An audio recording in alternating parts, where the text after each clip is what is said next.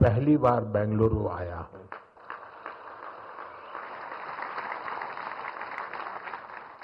Operation सिंदूर में भारतीय सेनाओं की सफलता सीमा पार कई किलोमीटर भीतर आतंकवादी ठिकानों को नेस्त नाबूद करने की ताकत और आतंकवादियों के बचाव में उतरे पाकिस्तान को कुछ ही घंटों में घुटनों पर लाने की हमारी क्षमता पूरी दुनिया ने नए भारत के इस स्वरूप के दर्शन किए हैं।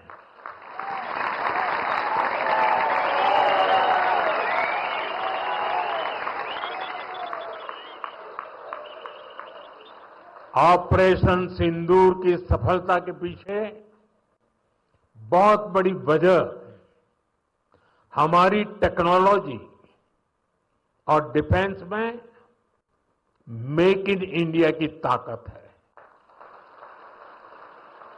और इसमें बेंगलुरु और कर्नाटका के युवाओं का भी बहुत बड़ा योगदान है। साथियों, बेंगलुरु को हम एक ऐसे शहर के रूप में उभरता देख रहे हैं जो न्यू इंडिया के राइज का सिंबल बन चुका है। एक ऐसा शहर जिसकी आत्मा में तत्वज्ञान है और जिसके एक्शन में टेक ज्ञान है। एक ऐसा शहर जिसने ग्लोबल आईटी मैप पर भारत का परचम लहराया है। बेंगलुरु की इस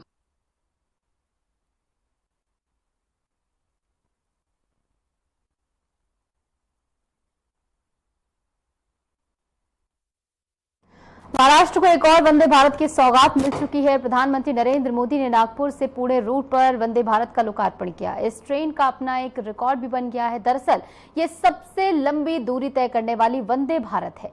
महाराष्ट्र के मुख्यमंत्री देवेंद्र फडणवीस ने इस पर खुशी जाहिर करते हुए प्रधानमंत्री नरेंद्र मोदी का धन्यवाद दिया है। क्या कुछ कहा गया है, सुनिए।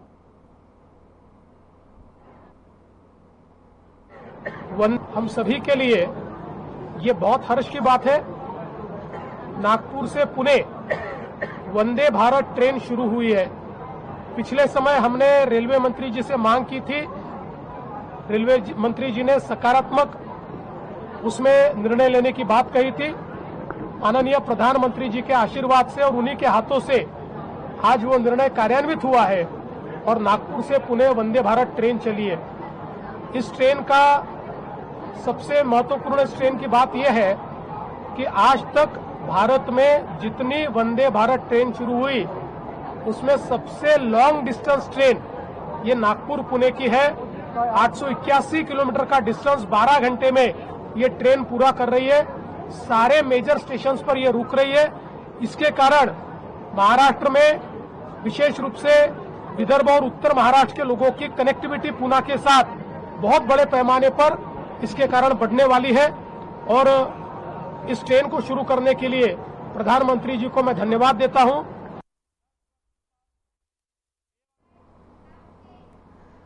कुरुक्षेत्र में आयोजित वन महोत्सव कार्यक्रम में शामिल होने सीएम नायब सिंह सैनी पहुंचे, जहां उन्होंने पेड़ लगाने और पर्यावरण संरक्षण के महत्व पर जोर देते हुए लोगों से अधिक संख्या में वृक्षारोपण अभियान में भाग लेने की अपील की है।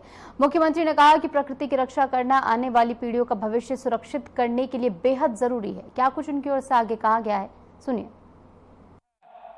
आयुर्वेद में त्रिफला को कायाकल्प करने वाली औषधि ये कहा गया है। मित्रों, मुझे खुशी है कि आज जलवायु परिवर्तन दुनिया की ये सबसे बड़ी पर्यावरणीय समस्याओं में से ये एक है। बेमौसम वर्षा का होना, गर्मी का अधिक होना हमें सबके लिए ये चिंता का एक बड़ा विषय है। इसका सबसे बड़ा कारण है कि वनों के अधीन क्षेत्र का घटना हम देखते हैं कि पिछले दिनों में लगातार पेड़ों की बेतहाशा जो कटाई हुई है और इससे हमारे सामने कई समस्याओं ने ये जन्म लिया है। और मुझे ये बताते हुए कि इस समस्या के निदान के लिए हमें प्रकृति से जुड़ना होगा, ये संकल्प हमें लेना होगा कि आज जो हमने इस संसद जंगल में 10,000 पौधे ये लगाने का लक्ष्य यहाँ रखा है, इससे हमारी प्रकृति भी हरी भरी होगी। ये मेरे लिए बड़ी खुशी की बात है। और अधिक से अधिक पौधा रोपण ये हमें इसके साथ जुड़ करके करना होगा, ताकि हमारी प्रकृति का जो जलवायु परिवर्तन है, दुनिया की सबसे बड़ी ये पर्यावरणीय समस्या है, इससे निजात मिल सके। मुझे ये भी खुशी है कि हमारे देश तो सदियों से प्रकृति का ये पूजक भी रहा है। यहाँ पेड़ों को देवता के रूप में माना गया है। हम सब जानते हैं ये हमारी संस्कृति में है। नदियों को माँ का दर्जा दिया गया है और पहाड़ों को भगवान का स्वरूप ये समझा गया है। हमारे वेद, पुराण और उपनिषदों में भी कहा गया है, वृक्षो रक्ष्यते रक्ष्यतः, अर्थात जो वृक्ष की रक्षा करता है, वृक्ष उसकी रक्षा करते हैं। ये हमारे वेदों में कहा गया है। मित्रों, आज जब हम आधुनिकता की दौड़ में तेजी से आगे बढ़ रहे हैं, तो वन महोत्सव हमें इसी बात की ये याद दिलाता है कि विकास की अंधी दौड़ में हम प्रकृति का शोषण न करें, बल्कि उसके साथ मिलकर हमें रहना होगा। और जब हम एक पेड़ लगाते हैं तो हम एक स्रोत रोपित करते हैं, हम जीवन का एक स्रोत हम रोपित करते हैं, एक नई उम्मीद पैदा करते हैं।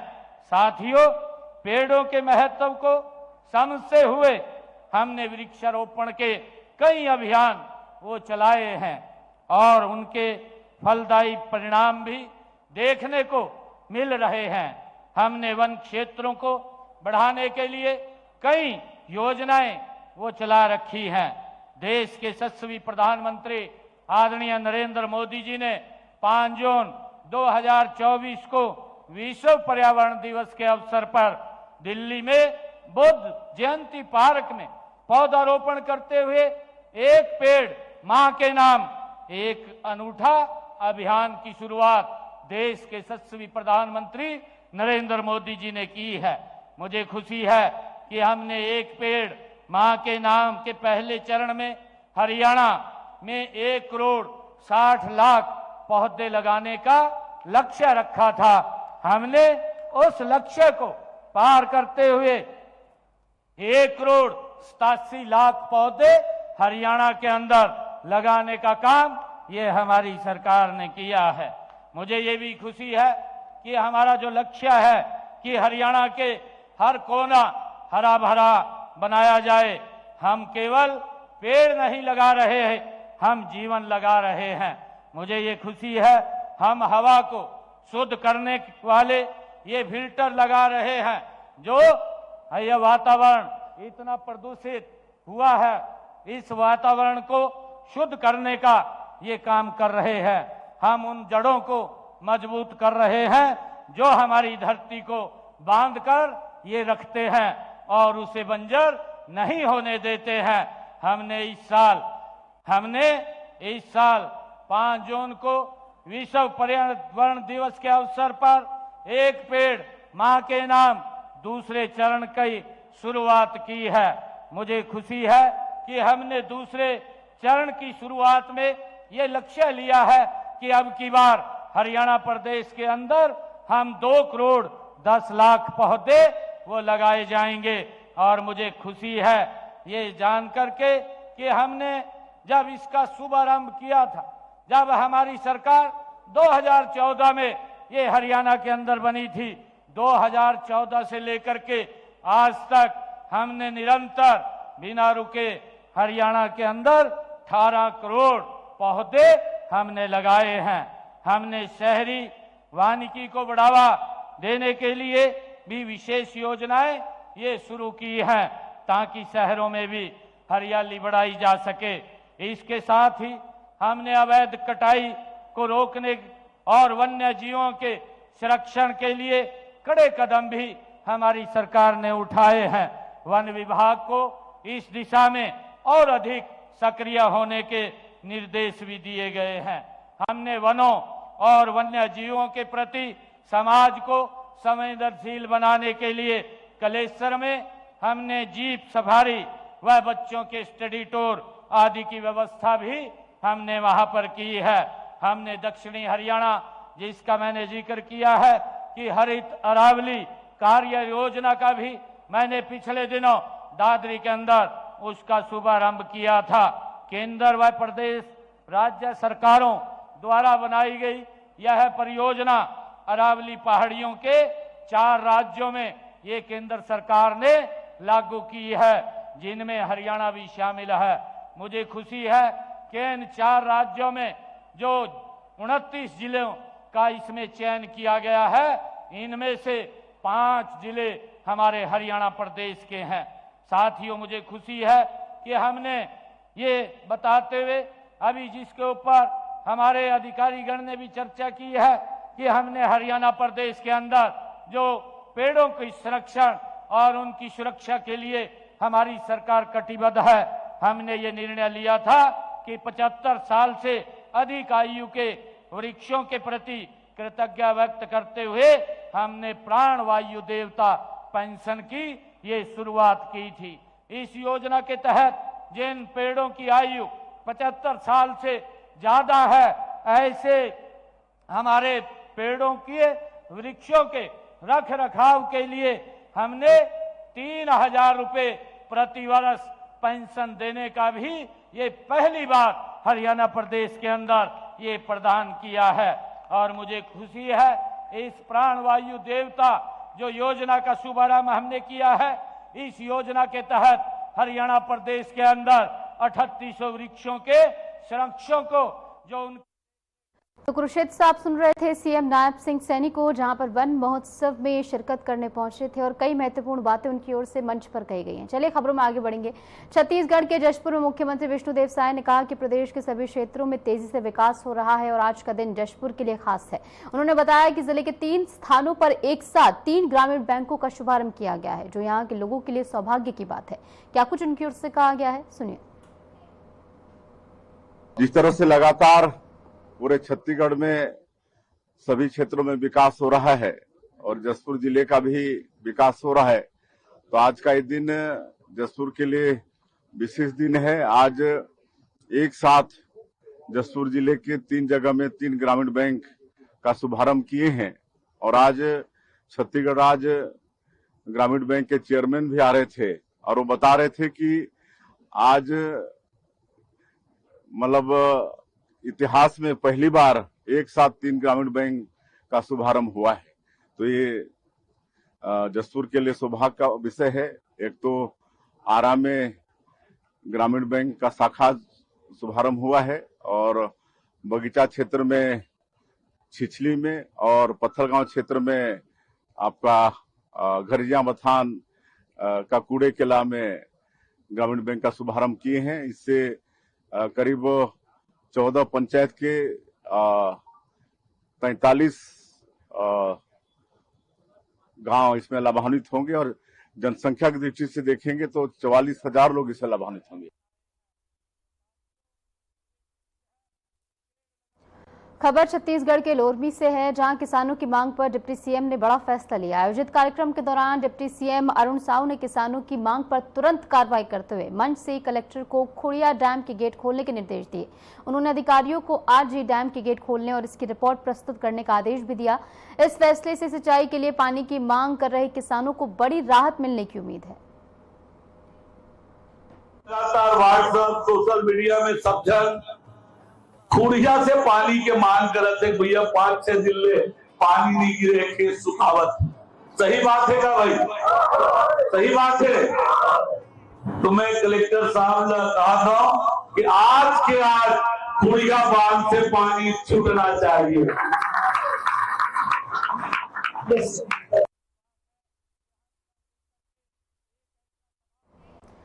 खबर रायपुर से है, जहां डिप्टी सीएम अरुण साहू ने कांग्रेस पर निशाना साधते हुए कहा कि जब पार्टी को ईवीएम और बैलेट पेपर दोनों से हार मिलने के बाद अब वे वोटर लिस्ट पर सवाल उठा रहे हैं। डिप्टी सीएम ने आगे कहा कि कांग्रेस जनता का भरोसा खो चुकी है और हार की बौखलाहट में अब चुनावी प्रक्रिया पर सवाल खड़े कर रही है। क्या कुछ कहा गया है, सुनिए जरा। नेताओं की बुद्धि पर तरस आती है। जब चुनाव जीतते हैं तो ईवीएम पर कोई प्रश्न चिन्ह नहीं करते हैं, जैसे ही चुनाव हारते हैं ईवीएम पर प्रश्न चिन्ह करते हैं। अब ईवीएम पर सर्वोच्च न्यायालय ने बार बार कहा कि इसमें टेम्परिंग की कोई गुंजाइश नहीं है, तो ईवीएम का रोना इन्होंने बंद कर दिया। अब वोटर लिस्ट पर अटके हैं और वोटर लिस्ट तैयार करने की एक वैधानिक प्रक्रिया है। मतदाता सूची का पहले प्रारंभिक प्रकाशन होता है, आपत्ति दावा बुलाए जाते हैं, आपत्ति दावा का निराकरण होता है, निराकरण से कोई व्यक्ति असंतुष्ट है तो उसको अपील का भी प्रोविजन है। जिस वोटर लिस्ट को बनाने में इतनी वैधानिक प्रक्रिया है, कानूनी प्रक्रिया से वोटर लिस्ट बनता है, आज जब सारे चुनाव संपन्न हो चुके हैं, वोटर लिस्ट पर प्रश्न चिन्ह उठाकर ये क्या साबित करना चाहते हैं?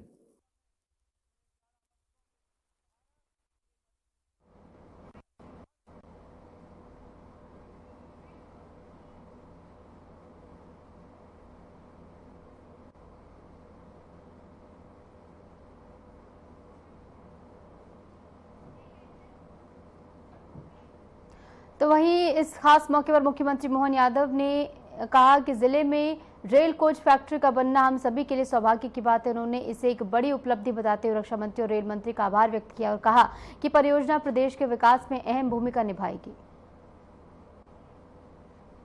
का सौभाग्य है, रेल का कोच की फैक्ट्री बनना अपने आप में बड़ी बात है। मेरी अपनी ओर से माननीय रक्षा मंत्री जी, माननीय रेल मंत्री जी और माननीय प्रधानमंत्री जी का खास तौर पर धन्यवाद।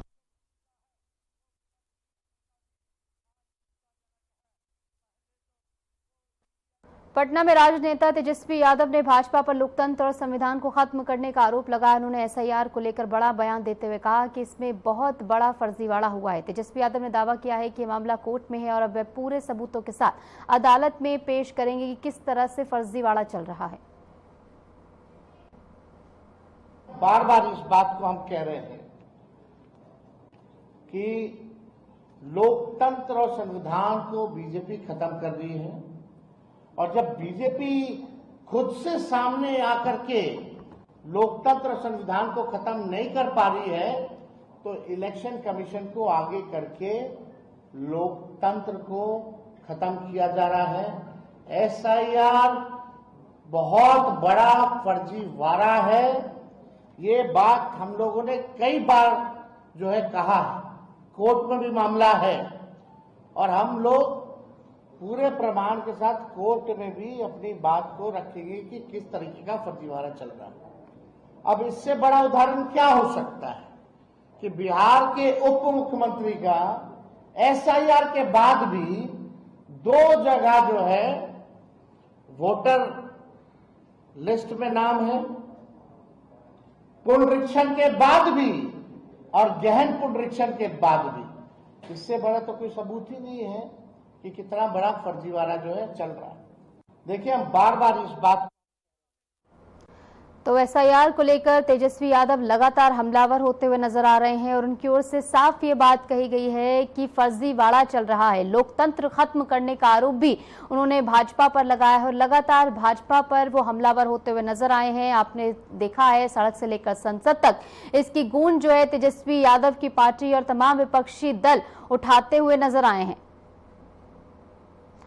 और इस बीच फर्जीवाड़े को लेकर लगातार तेजस्वी यादव जो है हावी होते हुए नजर आ रहे हैं। लोकतंत्र को लेकर भी उनकी ओर से बड़ी बात कही गई है कि भाजपा जो फिलहाल कर रही है SIR, वो लोकतंत्र पर हमला है। लोकतंत्र खत्म करने की बात जो है भाजपा करती है, बात उनकी ओर से कही गई है। और SIR को लेकर वो एक के बाद एक बड़े बयान दे रहे हैं। फिलहाल उनकी ओर से कहा गया है कि कोर्ट में तमाम सबूतों के साथ वो अब जाएंगे। मध्य प्रदेश के रायसेन में रक्षा मंत्री राजनाथ सिंह ने विनिर्माण के लिए BEML रेल हब में next gen rolling stock factory के भूमि पूजन कार्यक्रम में हिस्सा लिया और इस दौरान बड़ी सौगात उन्होंने जनता को भी दी है। बता दें कि इस दौरान राजनाथ सिंह ने एक जनसभा को भी संबोधित किया और कई महत्वपूर्ण बातें उनकी ओर से इस दौरान कही गई हैं। उन्होंने कहा कि पहलगाम की घटना के बाद अब कुछ लोगों को लगा था कि भारत चुप बैठ जाएगा, लेकिन प्रधानमंत्री नरेंद्र मोदी का संकल्प साफ था, हम मुंह तोड़ जवाब देंगे। राजनाथ सिंह ने कहा कि भारत कभी धर्म पूछकर हत्या नहीं करता, बल्कि अपराधियों को उनके कर्म के आधार पर सजा देता है और इस बार भी हमने कर्म देखकर वार किया है। क्या कुछ राजनाथ सिंह की ओर से कहा गया है, खुद सुनिए। के सामने चर्चा की कि कैसे पहलगाम में कुछ आतंकवादियों ने आकर हमारे वहां पर्यटन के लिए गए कुछ निर्दोष नागरिकों की निर्मम हत्या कर दी थी। मेरे बहनों भाइयों, उन्होंने मान लिया था कि भारत शांत होकर बैठ जाएगा। हमारे प्रधानमंत्री जी का संकल्प था, हम लोगों ने तय किया हम इसका मुंहतोड़ जवाब देंगे। और आपने देखा होगा, ऐसी कल्पना भी कभी नहीं की जा सकती थी, धर्म पूछ कर मारेंगे। पूछते थे कि तुम कौन हो। बहनों भाइयों, हम लोग धर्म किसी का पूछ कर किसी की हत्या नहीं कर सकते। हम तो किसी की हत्या में विश्वास ही नहीं करते। बल्कि चींटी को भी, हमारे घर में माताएं बहनें जो आटा गूंथती हैं, यदि चींटी कोई थाली के बगल से गुजरती है तो थाली का आटा निकालकर उस चींटी के खाने के लिए डाल देती हैं और ईश्वर से कामना करती हैं कि यह चींटी भी दीर्घजीवी हो। यह भारत की सोच है। और यहां आतंकवादियों ने आकर धर्म पूछ पूछ कर लोगों को मारा। तो बहनों भाइयों, हम लोगों ने भी ठान लिया कि हम धर्म पूछकर किसी को नहीं मारेंगे, बदला नहीं लेंगे। हम उनका कर्म देखकर हम उनको मारेंगे बहनों भाइयों, और कर्म देखकर हम लोगों ने मारा। यह मध्य प्रदेश ही नहीं बल्कि मॉडर्न प्रदेश है। आज रेल कोच फैक्ट्री का शिलान्यास हुआ है और इसका नाम भी माने सृष्टि के रचयिता ब्रह्मा जी के नाम पर रखा गया है। माने इस यूनिट की कितनी अहमियत है। नाम देने में भी पूरी सावधानी बरती गई है। सोच समझकर इस इकाई का नाम रखा गया है, क्योंकि आप जानते हैं सृष्टि का निर्माण यदि किसी ने किया था तो ब्रह्मा जी ने ही किया था। इस आदिकर्ता सृष्टि के रचयिता के नाम पर इस यूनिट का नाम रखा गया है। यहां रेल के डिब्बों का निर्माण तो होगा ही, साथ ही रेलवे के और भी अलग अलग प्रोडक्ट्स, रेलवे के अलग अलग और भी सारी सामान यहां पर बनाए जाएंगे। और मुझे बताया गया है कि 1800 करोड़ रुपया इस काम में लगेगा। और बहनों भाइयों, जो मुझे जानकारी दी गई है उस आधार पर मैं विश्वास के साथ कह सकता हूं 2 साल के अंदर यह काम पूरा होकर रहेगा और यह फैक्ट्री यहां पर जगमगाती हुई आपके नजरों के सामने होगी। स्वाभाविक है कि जब फैक्ट्री यहां लगेगी तो आसपास के क्षेत्रों का भी तेजी के साथ विकास होगा। और यहां जो कोच बनेंगे वह रेल कोचेज भारत के ट्रांसपोर्टेशन सेक्टर को तो नई गति दे ही रहे हैं, साथ ही यहां पर बुलेट ट्रेन या जो भी ट्रेनें चल रही हैं तेज गति से, सारी तेज गति से चलने वाली ट्रेनों में भी यदि कोच कहीं का बना होगा तो मध्य प्रदेश की धरती का और मध्य प्रदेश के हाथों के वासियों के हाथों से बना हुआ कोच लगेगा। और फिलहाल के लिए हमारे इस खास बुलेटिन में इतना ही। नमस्कार।